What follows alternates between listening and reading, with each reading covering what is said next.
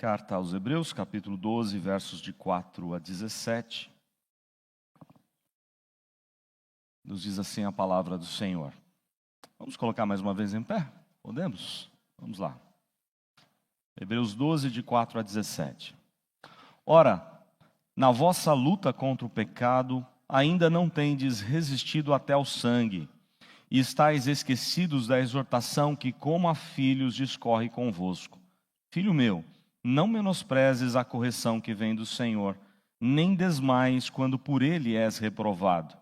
Porque o Senhor corrige a quem ama e açoita a todo filho a quem recebe. É para a disciplina que perseverais. Deus vos trata como filhos. Pois que filho há que o pai não corrige? Mas se estáis sem correção, de que todos se têm tornado participantes, logo sois bastardos e não filhos. Além disso, tínhamos os nossos pais, segundo a carne, que nos corrigiam e os respeitávamos. Não havemos de estar em muito maior submissão ao Pai espiritual e então viveremos? Pois eles nos corrigiam por pouco tempo, segundo o melhor lhes parecia. Deus, porém, nos disciplina para aproveitamento, a fim de sermos participantes da sua santidade. Toda disciplina, com efeito, no momento não parece ser motivo de alegria, mas de tristeza. Ao depois, entretanto, produz fruto pacífico aos que têm sido por ela exercitados, fruto de justiça. Por isso, restabeleceis as mãos descaídas e os joelhos trôpegos, e fazei caminhos retos para os pés, para que não se extravie o que é manco, antes seja curado. Segui a paz com todos e a santificação, sem a qual ninguém verá o Senhor, atentando diligentemente porque ninguém seja faltoso, separando-se da graça de Deus, nem haja alguma raiz de amargura que brotando vos perturbe, e por meio dela muitos sejam contaminados. Nem haja algum impuro ou profano, como foi Esaú, o qual por um repasto vendeu o seu direito de primogenitura. Pois sabeis também que posteriormente, querendo herdar a bênção, foi rejeitado, pois não achou lugar de arrependimento, embora com lágrimas o tivesse buscado. Vamos orar mais uma vez. Santo Deus, nós somos gratos por estarmos na Tua casa, te louvamos pela presença do Senhor em nosso meio, o qual nos convocou para aqui estarmos. Louvado seja o Teu nome, ó Deus, porque o Senhor nos resgatou das trevas, nos transportou para o reino do Filho, do Seu amor. Nós te louvamos, ó Deus, pela bênção de sermos instruídos na palavra, pois o Teu Santo Espírito é que tem trabalhado em nosso coração, iluminado a nossa mente, para entender os Teus escritos, para confiar neles. Louvado seja o Teu nome, ó Deus, pelo trabalhar do Senhor, o trabalhar da graça do Senhor em nossa vida. E que o Senhor nos ajude dando forças a todos nós, ó Deus, para podermos resistir, podemos vencer, ó Deus, e assim perseverarmos com fé na nossa caminhada, em nossa corrida da fé. Pedimos Tua bênção, ó Deus, sobre cada um aqui. Oramos em nome do Senhor Jesus. Amém. A igreja pode sentar. Irmãos, um dia 20 de abril costuma ser um dia interessante, né, para minha família, é o dia do meu aniversário. Meu e do Max, né, Viviane? Nós nascemos no mesmo dia, no mesmo ano. A gente brinca que nós somos gêmeos. Mas o dia 20 de abril teve uma marca muito triste para a sociedade americana. Quando em 1999, 2 jovens entraram numa escola em Columbine, e muito armados, com bombas, com armas para todo jeito, todo lado, e mataram várias pessoas. Eu fiz aqui algumas anotações para a gente relembrar aquela tragédia. Eles mataram 12 alunos e um professor. Além disso, feriram 21 pessoas, mas o que chamou a atenção foi o testemunho de uma jovem que morreu naquele dia. A jovem se chamava Cassie Bernal. Ela se escondeu na biblioteca junto com alguns alunos ali, mas aqueles 2 jovens encontraram ela em oração, em atitude de oração. E eles então disseram a ela: você acredita em Deus? Para zombar dela, para dizer, né? Quero ver se Deus vai te livrar, quero ver se você tem coragem mesmo de dizer que acredita em Deus, ameaçando que se ela dissesse sim, ela morreria. Aquela jovem parou um pouquinho, pensou, e logo em seguida ela falou com firmeza: sim, eu acredito. As pessoas que estavam mais próximas ali, outros alunos, testemunharam a maneira firme e em paz com a qual aquela jovem pronunciou essas palavras: eu acredito em Deus. Tudo isso, né, o resultado, ou resultou em que eles atiraram na cabeça dela e ela morreu. Mas eu não sei se você conhece a história da Cassie. A Cassie, 2 anos atrás, 2 anos antes daquela data tão trágica, ela vivia no submundo gótico.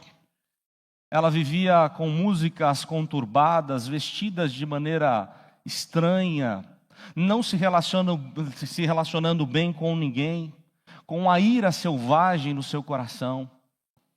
E ninguém conseguia conter aquela jovem. Ela flertou várias vezes com o suicídio, entregou sua alma a Satanás num rito de magia, 2 anos antes do ocorrido na tragédia de Columbine. Ela se juntou com uma amiga, e as duas estavam tramando o assassinato de um dos professores, pois elas odiavam aquele professor. E tudo mudou quando os pais pegaram cartas dela trocando com essa amiga, não só planejando a morte do professor, mas planejando a morte dos próprios pais. E aí os pais perceberam que perderam a filha, que precisavam tomar uma atitude, e entraram em contato com uma igreja evangélica próxima ali da casa, pediram aos jovens da igreja que pudessem acolher a filha, e ela começou então, mesmo não querendo, começou a frequentar aquela igreja por ordem dos pais, os pais acompanhando. E era muito difícil, ela não queria ir na igreja, mas num certo dia ela começou a fazer amizade com uma jovem da igreja. E ela foi convidada a ir num acampamento.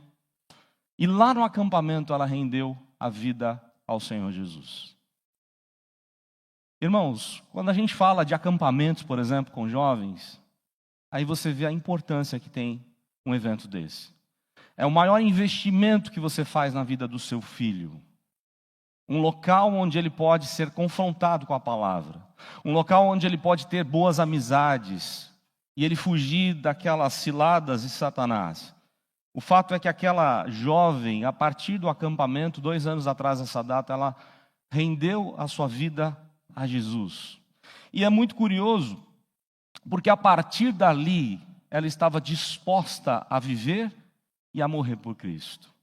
A sua mãe, quando entrevistada depois da morte da filha, eu vou colocar em aspas a frase que a sua mãe disse. Ela diz o seguinte: a verdadeira questão levantada pela morte de Cassie não é o que ela disse aos seus assassinos, mas o que a tornou capaz de enfrentá-los como ela fez.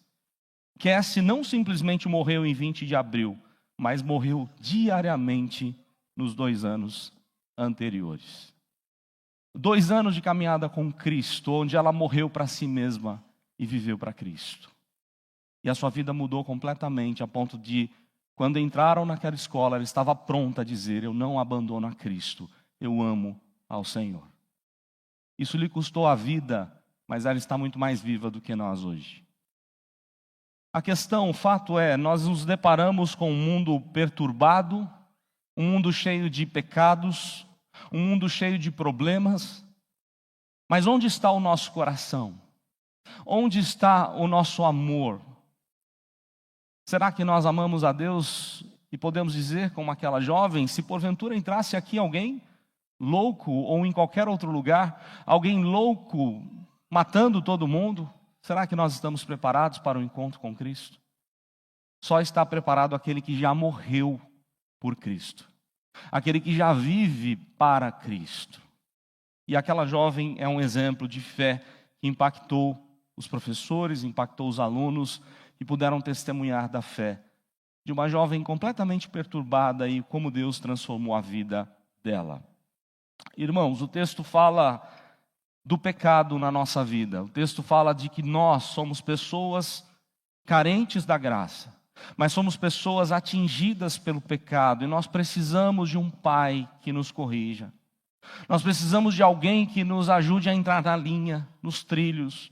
Nós precisamos ser lembrados todos os dias que dependemos de Deus, porque se vivemos na nossa própria autonomia, uma frase, uma palavra usada pelo próprio pastor Davi na sua oração, se nós vivemos de maneira autônoma, nós vamos nos autodestruir. É isso que aconteceu com a sociedade, que quis se afastar de Deus, da palavra de Deus, achando-se sábios, tornaram-se loucos, como Paulo diz em Romanos, no capítulo 1. Nós então temos aqui no texto propósitos de pai para filhos, propósitos de um pai perfeito. Não simplesmente um pai como nós, que somos falhos, que somos limitados demais, mas um pai perfeito. Quais são os propósitos dele? Quais são as instruções dele para o nosso coração? Todos nós, que somos filhos do Senhor, o que Deus espera de nós, o que Deus requer de nós, o que Deus faz em nossa vida, é isso que é importante. De nada vai adiantar você planejar a vida do seu filho num castelo, num palácio, ou que ele tenha o melhor estudo, a melhor universidade, o melhor diploma, se ele estiver distante do caminho do Senhor. Eu já testemunhei aqui algumas vezes, principalmente na classe de pais. Recentemente, uma mãe desesperada, chorando, me procurou para que eu orasse por ela, pela família dela, porque o filho recebeu grandes convites, o filho estava completamente desfocado na questão da sua carreira profissional, mas abandonando a Deus. E ela dizia: eu preferia ver meu filho morto num caixão, mas caminhando para o céu, do que ver meu filho ganhando muito dinheiro, tendo as portas abertas nessa cilada do inimigo e se afastando de Deus. Quais são os planos que a gente tem para os nossos filhos? O plano de Deus para nós, os propósitos de Deus para nós, como diz Jeremias 29:11, são pensamentos de paz e não de mal, para vos dar o fim que desejais. Deus é Pai, Deus sabe o que é melhor para nós. E o texto deixa isso muito claro. Algumas lições nos são dadas aqui, dos propósitos de Deus. Primeiro, que Deus nos dá capacidade. Dos versos 4 até o verso 6, podemos pensar na capacitação que Deus concede aos seus filhos. E ele começa em exortação. Vamos lembrar só um pouquinho antes, né? Capítulo 11, ele dá vários exemplos dos heróis da fé, de homens e mulheres que viveram e morreram pela causa do Evangelho, pela fé no Senhor. E são exemplos para nós. E pensando nesses exemplos, ele fala agora do maior de todos os exemplos, o autor e consumador da nossa fé, o Senhor Jesus. Ele começa o capítulo 12 falando disso, que nós estamos correndo como se fosse uma maratona e devemos nos afastar de tudo aquilo que atrapalha a nossa corrida. Temos que ter um peso leve, temos que nos desvencilhar daquilo que atrapalha e olhar firmemente para o alvo, para Cristo. E agora, ele muda o esporte. Interessante, ele estava falando de uma maratona, agora ele vai falar de boxe. Verso 4, ele diz assim: ora, na vossa luta contra o pecado, ainda não tendes resistido até o sangue. O boxe nasceu ainda lá no Egito, faz tempo. Mas ele se tornou conhecido da maioria dos povos e foi transformado de alguma forma, já mais parecido com o nosso boxe moderno, nas Olimpíadas gregas, muito antes do Novo Testamento, lá na época do ano 600, 500 a.C. Então, a figura que o autor aos Hebreus usa é de um lutador de boxe. De que maneira nós estamos dispostos a lutar contra o nosso maior inimigo? Aliás, quando a gente pensa nos nossos inimigos, né? São vários deles.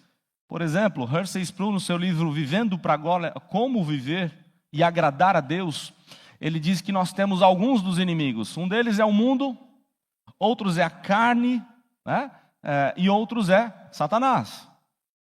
Mas talvez o maior problema nosso, e é o que defende ali Hershey Sproul, é a carne. É o nosso desejo por pecar.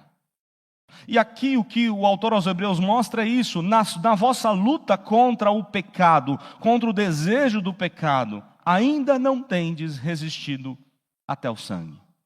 Nós precisamos lutar não desistir, lutar até o final, porque nós temos um Deus que nos capacita e que dá exemplos para nós, como Ele vem fazendo desde o capítulo 10, 11, comecinho do 12, Ele volta a falar sobre a importância da perseverança, da firmeza de um lutador que não arreda o pé da batalha. Quem é da minha geração lembra daquelas imagens, né? Do Rocky Balboa, ele todo arrebentado. E aí quando você acha que não tem mais jeito, aí ele vai, vira e vence a luta, não é verdade?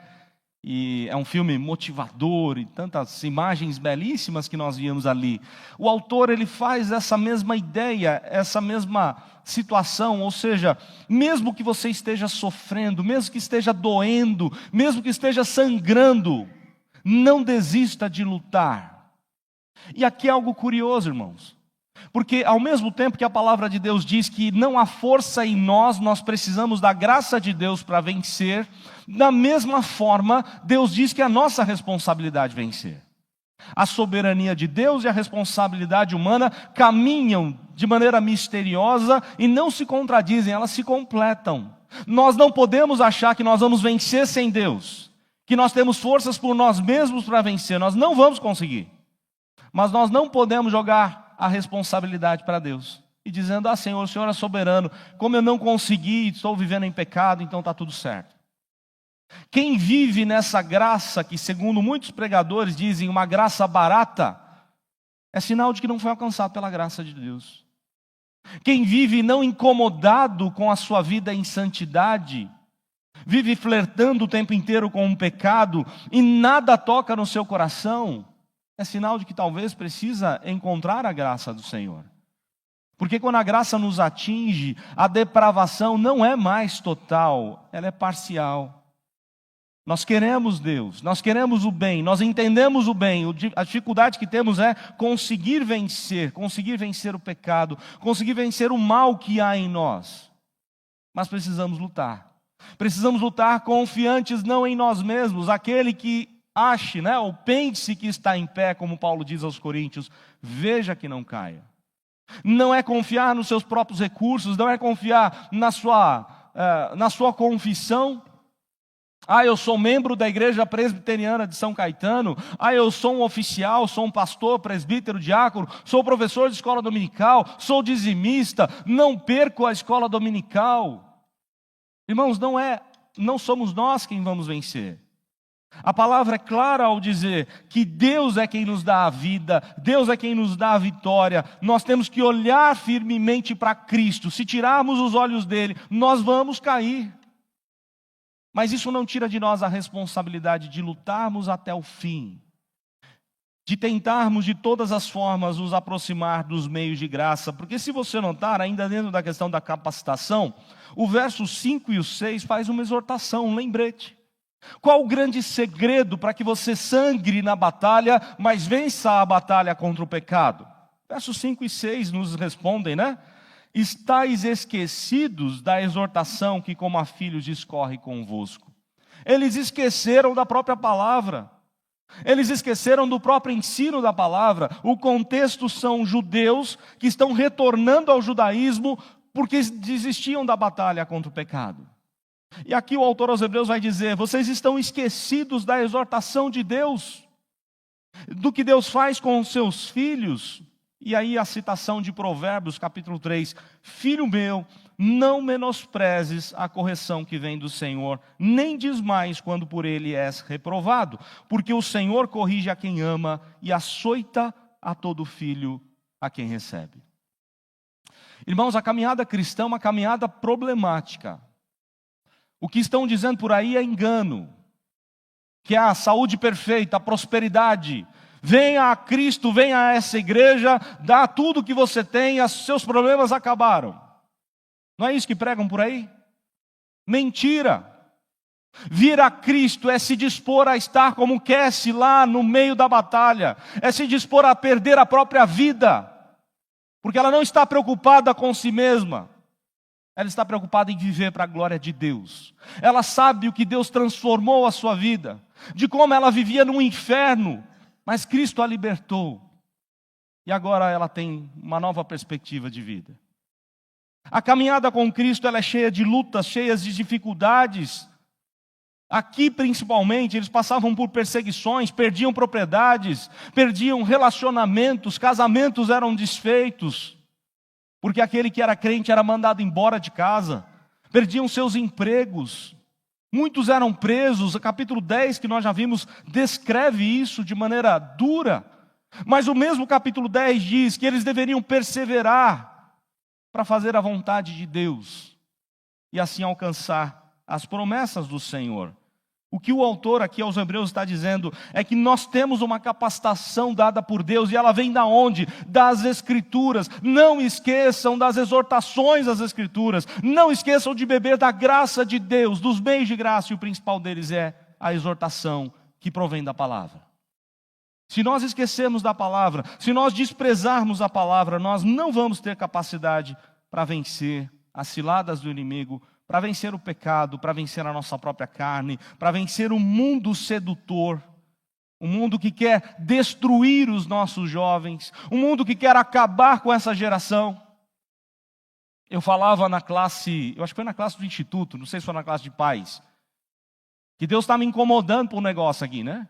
De chamar jovens e adolescentes, pegar o pastor Ricardo, nós vamos fazer os encontros com alguns jovens para assistir os documentários do Francis Schaeffer, para discutir com eles, para que eles percebam como as ciladas do inimigo vêm de uma forma tão sutil, em nome de uma intelectualidade, e traz a destruição e o desespero na vida de muitos jovens.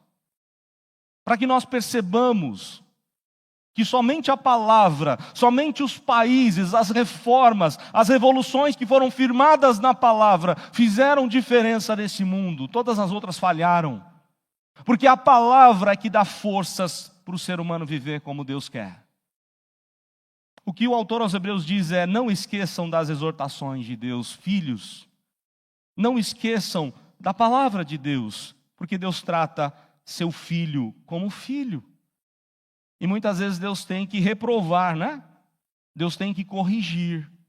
E esse é o assunto principal aqui, a ideia de correção. Então, o propósito de um pai para que o filho seja feliz, seja bem-sucedido, é a capacitação que Deus dá na palavra para vencermos, lutarmos contra o pecado, se for preciso até a morte, se for preciso sangrando até morrer, mas saindo vencedor, mais que vencedor da batalha. A partir do verso 7, o interesse do pai, o interesse de Deus por nós, não é? Olha só. É para a disciplina que perseverais, diz o texto. Deus vos trata como a filhos. Pois que filho há que o pai não corrige? Você conhece hoje, gente, pais não corrigindo seus filhos? Hoje não tem isso não, né? Você vai no shopping, no mercado, e o filho faz o que ele quer da vida, e aí arruma um diagnóstico para ele. Ele tem TOD, Nescau, coisas, né? Irmãos, nós temos que olhar para a palavra de Deus, e a palavra de Deus chama isso de birra, de pecado, de manipulação. Eu tenho que conhecer as ciladas do inimigo no coração dos meus filhos e não cair na conversa de psicólogos, de filósofos que não têm compromisso com as Escrituras. TDAH e um monte de coisa boba que estão dizendo por aí. É fácil jogar a culpa e dizer: meu filho é doente, porque aí eu não preciso corrigir. E o resultado é esse mundo louco que nós vivemos. Nunca se deu tantas notícias de suicídio, de problemas na sociedade. Porque a sociedade está dando ouvidos não à Bíblia. Pais cristãos não estão mais educando conforme a Bíblia, mas estão educando conforme os pensadores desse mundo. Quando eu chamo isso de doença, eu não dou esperança. E eu encho meu filho de medicações e terapias, e eu acabo com a vida dele. Mas quando eu trato isso como pecado, eu dou esperança, porque isso tem uma razão de vitória. Cristo morreu pelos nossos pecados. Acontece que naquele tempo, pais corrigiam seus filhos. E o exemplo aqui do autor é esse. Pois que filho há que o pai não corrija? Infelizmente, hoje a maioria dos pais não corrigem os seus filhos. E querem arrumar todo tipo de desculpa para não fazer isso. Eu não estou dizendo que corrigir seu filho é necessário bater nele. Às vezes sim. Mas existem várias formas de você caminhar com o seu filho, de você disciplinar o seu filho, impondo os limites. Se necessário, corrigir com vara, como diz o texto de Provérbios. Mas pai que não corrige o filho está destruindo o seu filho e está deixando o filho andar na sua própria autonomia. Ele vai virar um monstro, um delinquente. E a culpa vai ser de pais que não corrigem seus filhos. Irmãos, o assunto aqui é muito caro, tão importante, que os reformadores se debruçaram para pensar quais as verdadeiras marcas da igreja verdadeira, igreja bíblica, igreja cristã. E eles se depararam em pelo menos 3 marcas. Uma delas é essa. Primeira marca, a fiel pregação das Escrituras. Se você está numa igreja que zela pela palavra, pela fiel pregação, essa é a marca mais importante. A segunda marca, o exercício correto, a maneira correta de administrar os sacramentos, que são apenas 2, batismo e ceia. Quando a igreja negligencia ou erra na administração dos sacramentos, ela não é uma igreja verdadeira. Mas uma terceira marca que muitas vezes alguns querem deixar de lado, né? A disciplina. Na igreja você não faz o que você quer da vida. Mas você quer uma razão, um motivo? Sabe por quê? Quando a gente às vezes disciplina algum membro da igreja, tem gente que reclama. Pena que não vem reclamar para mim, mas reclama para outros e aí falam para mim. Não vou dizer quem, mas estão dizendo que onde já se viu a igreja disciplinar, nesse século, ainda assim a igreja disciplina seus membros. Então faz aí do seu jeito, viva do seu jeito. Não tem nenhum papel aqui, né? Eu gosto tanto de mostrar para os irmãos. Você quer fazer do seu jeito? Vai lá. Deus faz assim, vai lá, anda do seu jeito. Quando nós não disciplinamos, é porque nós não amamos. Nós precisamos lembrar disso. Eu disciplino a quem eu amo. Eu vejo um monte de pai não disciplinando seus filhos, mas não são meus filhos, eu não posso discipliná-los. Mas se eu tiver que disciplinar meus filhos, eu vou fazer, custe o que custar. Várias vezes já me reuni com eles e disse a eles, se eles pisarem na bola, até mesmo em questões da justiça, eu vou ser o primeiro a denunciá-los, mesmo que eles tenham que ir para a cadeia. E eles sabem disso. E eles precisam entender que há consequências para o mal. Se eles errarem num namoro ou em qualquer que seja a situação, eu serei o primeiro a apresentar uma carta denunciando os meus filhos. Porque eu os amo. Porque eu me importo com eles. Porque eu não quero que eles andem na dureza do coração deles. Mas que eles andem conforme as Escrituras, porque eu os amo. E aí quando a gente disciplina alguém, vem gente, não, onde já se viu, a igreja não pode disciplinar. Irmãos, esse ano nós tivemos o privilégio de ficarmos sócios do Clube do Corinthians. Passamos alguns tempos lá, principalmente nas férias, com as crianças, com os adolescentes e jovens. Você acha mesmo que lá no clube eu faço o que eu quero? Você acha mesmo que eu entro lá e eu faço o que eu quiser? Se eu arrumar uma confusão, uma briga, se eu quiser desrespeitar as placas de aviso, você acha que vai dar certo? O que eles vão fazer comigo? Advertências e até expulsão. Por que no mundo isso tem que acontecer e na igreja não? Cada um faz o que quer e está tudo certo. Uma igreja que age assim não é uma igreja verdadeira, mas uma igreja que se importa com seus membros, ensina os seus filhos sobre o valor da disciplina. E é isso que o texto está dizendo, porque nós somos pais que amamos, porque Deus ama, Deus disciplina. E o verso 8 em diante, ou 7 em diante, mostra isso, 7 a 10, o interesse de Deus por nós. Deus se importa com a nossa vida, por isso Ele nos disciplina.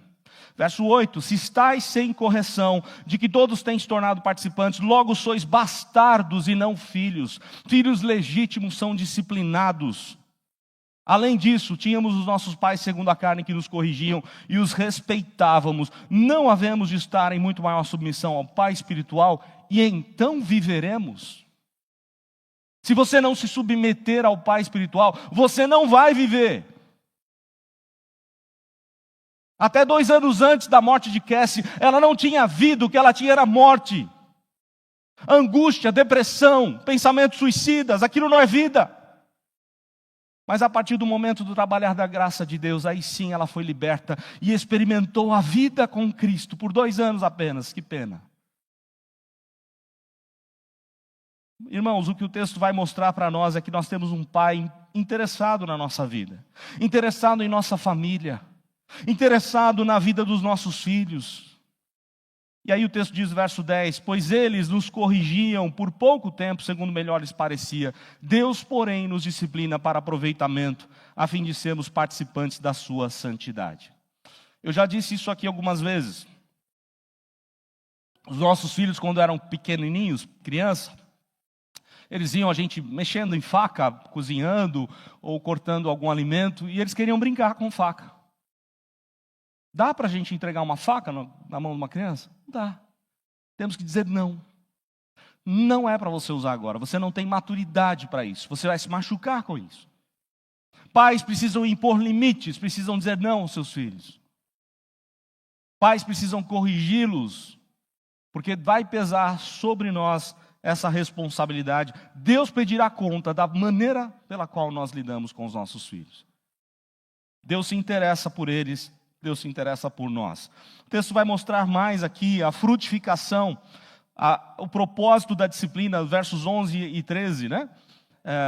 Toda disciplina com efeito, no momento, não parece ser motivo de alegria, mas de tristeza. Ninguém gosta de passar pela disciplina. Ela dói. Não é? Ela dói, ela machuca, ela traz tristeza. Ao depois, entretanto, ela produz algumas coisas. E o texto diz, produz fruto pacífico aos que têm sido por ela exercitados fruto de justiça. A disciplina traz frutos positivos, bênção na nossa vida. Por isso, restabelecei, aí ele faz uma citação de Isaías, por isso restabelecei as mãos descaídas e os joelhos trôpegos. Levante-se, lute mais, volte a correr, volte a lutar. A figura aqui do autor aos Hebreus é que Deus permite, manda provações na nossa vida. E a gente tem que entender isso como disciplina da parte de Deus, porque Deus quer nos ver melhor. Se Deus não se importar conosco, se Deus não trouxer problemas para nós, é porque Ele não se importa, é porque Ele não nos ama. Sabe aquela ideia de você olhar para o mundo, e você olha assim para a vida da pessoa e fala, como pode tudo dar certo na vida dele? Ele não ama a Deus, ele não faz nada pensando em Deus e tudo dá certo. Irmãos, cuidado com esse pensamento, né, do Salmo 33, 73. Cuidado com isso. Invejar o ímpio. Tudo dá certo, mas ele não tem a alegria do Senhor, que é a nossa força. Tudo dá certo na vida dele, mas ele não tem a paz que excede todo entendimento, guardando seu coração e sua mente. Nós que convivemos com diversas pessoas, quando nós entramos nos grandes palácios, nós vemos muita tristeza em muitas casas apaneiladas, casas maravilhosas. Porque as coisas dessa vida não trazem alegria ou tristeza, mas somente a palavra de Deus é que traz a paz que nós tanto precisamos. Por isso, restabeleçam as suas mãos descaídas ou descaídas e os seus joelhos trôpegos. Se firmem novamente, se levantem, lutem, fazei caminhos retos para os pés, para que não se extravie o que é manco antes seja curado. A disciplina faz a gente apanhar, mas a disciplina faz a gente levantar e entender, Deus é comigo e eu vou vencer. Eu sou mais que vencedor, não por mim mesmo, mas por meio daquele que me amou e a si mesmo se entregou por mim. Irmãos, um último ponto aqui, o texto vai falar então da capacitação que Deus dá, do interesse que Ele tem por nós, da frutificação, versos 11 e 13, e agora a partir do 14, da intimidade, do desejo de Deus de estar conosco. Ele faz tudo isso porque Ele quer estar conosco para todo sempre. E aí o texto vai dizer assim, segui a paz com todos e a santificação, sem a qual ninguém verá o Senhor. Sabe o que Deus está dizendo? Eu sou totalmente santo e eu não vou deixar de ser santo. Então o que Deus está produzindo na nossa vida é santidade. O que Deus está produzindo em nós é que sejamos iguais, parecidos com Cristo. Se nós não chegarmos lá parecidos com Cristo, nós não vamos poder chegar na presença de Deus, porque Deus é totalmente santo. Então, o trabalhar de Deus aqui na nossa caminhada terrena é nos fazer, como diz um cântico aí, né? Não é do Projeto Solo, esqueci agora a banda. Purpose. Pequeno Cristo. Não que você vai tomar o lugar de Cristo, não é isso não. O cântico diz para que você seja parecido com Cristo. Como se fosse um pequeno Cristo, da sua forma como age, como pensa. Agir, pensar, viver como Cristo. E Deus vai mandar um monte de tribulação para que isso seja feito. Deus vai nos purificar, como diz a palavra, como Ele faz com o ouro, através do fogo da aprovação. Através dos desertos da vida, dos vales mais sombrios, Ele trata do nosso coração. Para a gente aprender a caminhar na presença de Deus em santidade. Porque Ele se importa conosco. Verso 15, atentando diligentemente, porque ninguém seja faltoso, separando-se da graça de Deus, nem haja alguma raiz de amargura que brotando vos perturbe, e por meio dela muitos se sejam contaminados. Raiz de amargura que gera manipulações, que gera ira no coração, que gera depressão, que gera todo tipo de engano. Não alimente uma vida de autocomiseração. Tudo acontece comigo, eu sou crente, eu sou fiel a Deus e parece que tudo acontece comigo. Quantas vezes nós agimos assim, irmãos? Ficamos amargurados. Em vez de olharmos para as bênçãos do Senhor, para a glória dele na nossa vida, nós cultivamos um coração cheio de amargura. E o texto diz que é como raiz de amargura, que vai se aprofundando cada vez mais, nos destruindo, causando todo tipo de confusão na nossa mente e coração. O texto diz que isso contamina. Não vivam assim, mas vivam em santidade. Versos 16 e 17, ele usa o exemplo aqui de Esaú. Cuidado para não ser como Esaú, é a exortação agora do autor. Nem haja algum impuro ou profano como foi Esaú, o qual por um repasto vendeu seu direito de primogenitura. Ele não ligava para as bênçãos de Deus, ele não ligava para a presença de Deus, para o plano de Deus na sua vida, e foi capaz de vender, por um prato de lentilhas, ele vende a bênção do Senhor. Será que é assim que nós estamos fazendo com as coisas de Deus? Será que é assim que nós estamos fazendo com a palavra de Deus? Irmão, se nós não lermos a palavra, se nós não amarmos a palavra, sabe o que Deus vai fazer com a nação brasileira? Vai impedir que tenhamos a palavra. Porque desprezamos a palavra. Acabamos de citar aqui um missionário que está num país onde a palavra não pode ser anunciada facilmente. Não pode ser pregado a todos os povos, e ele pode pagar com a própria vida se ele assim fizer. Ou Deus vai fazer melhor. Deus vai te mandar para lá. Você acha que Deus não pode fazer isso? Se você não ama a palavra, não abre as escrituras durante a semana, não se importa com as coisas de Deus, Deus muda a sua história e te manda lá para o meio do caos, para um país onde a palavra não pode ser pregada, e se você pregar, você vai poder pagar com a própria vida. Sabe por que a gente despreza essa palavra? Porque a gente tem ela de maneira tão fácil, né? Quantas Bíblias você tem em casa? Cada um deve ter no mínimo 10 Bíblias em casa, no mínimo. De várias línguas, várias versões. No celular, então, a gente tem várias versões. Tudo que é fácil parece que a gente não valoriza, né? Esaú não valorizou as coisas de Deus. Desprezou as coisas de Deus. Mas depois, verso 17... Pois sabeis também que posteriormente, querendo herdar a bênção, ele foi rejeitado, pois não achou lugar de arrependimento, embora com lágrimas o tivesse buscado. Quando nós rejeitamos o trabalhar de Deus, quando nós rejeitamos a disciplina de Deus, quando nós rejeitamos a graça de Deus, a palavra de Deus, Deus vai nos disciplinar, porque Ele nos ama. Mas se o nosso coração se endurecer, como foi de Esaú, se endurecer, talvez vai chegar um tempo em que Deus vai dizer: maldito, não vos conheço, apartai-vos de mim. Deus não trata assim filhos, Deus trata assim incrédulos. Que Deus nos ajude, que Deus nos capacite a andar, a lutar contra o pecado, na certeza de que Deus nos ama. E se Ele nos ama, nós podemos louvar, engrandecer, agradecer e procurar viver conforme o agrado do Senhor.